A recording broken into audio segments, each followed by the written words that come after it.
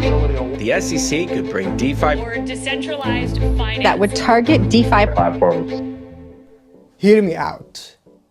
Picture this world where you have full control of your financial destiny, free from the confines of traditional banking, where financial constraints are blurred and the opportunities are not limited for the few. Here I'm talking about decentralized finance, or what we call DeFi. Of course, you want to know about this life-changing opportunity. DeFi is the future of finance, and in this episode, I will be unfolding it. Tell me about it. So what is DeFi? DeFi, or decentralized finance, is a completely new way of conducting financial transactions that is built directly on the blockchain itself. It's a place where you can have an actual representation of financial products or financial instruments on blockchain. It's a completely new whole of how we can imagine the future of finance. And it eliminates directly intermediaries within any transaction whenever we are talking about opening bank accounts or even getting a loan.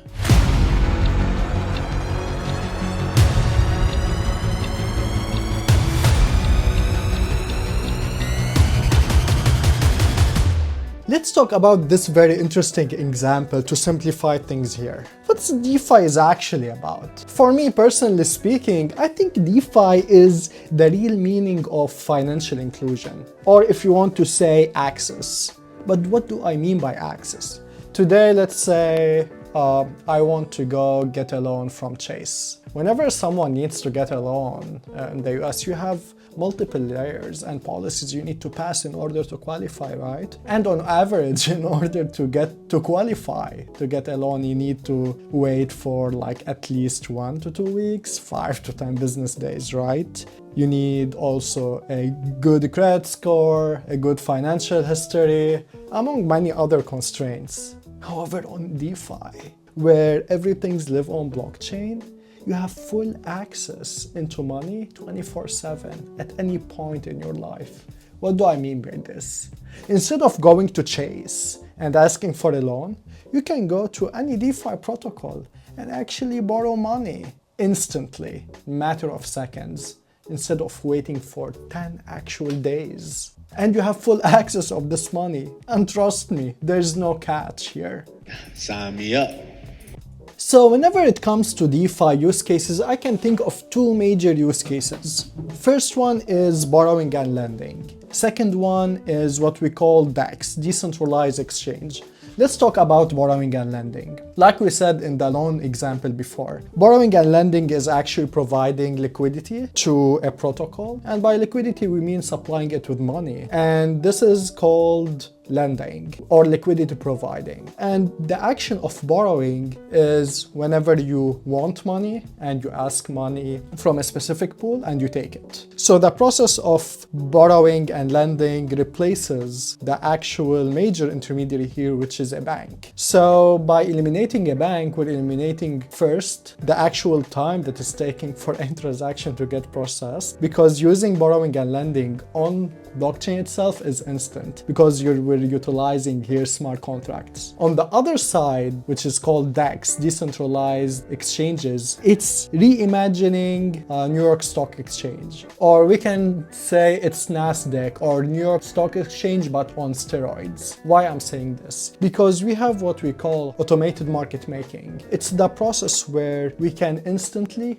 buy any digital assets, and in the future, it's going to disrupt bonds and stocks, and of course derivatives instantly, where we can get access to any digital assets directly from a specific pool and get it. What are you gonna do to stop me, coach?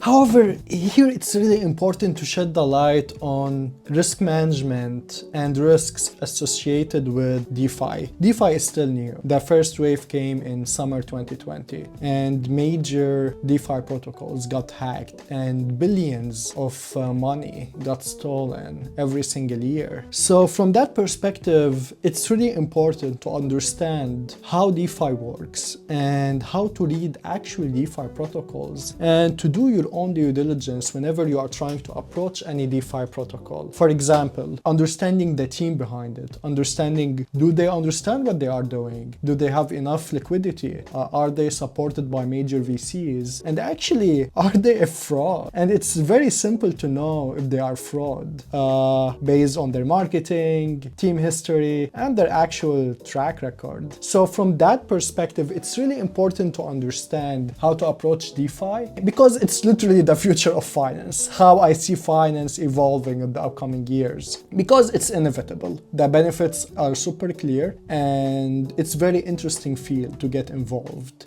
because it's going to disrupt our day-to-day activities. Thank you so much for watching this episode. Please leave comment below if you found this episode interesting, or if you have any ideas and questions in mind. Thank you so much for watching.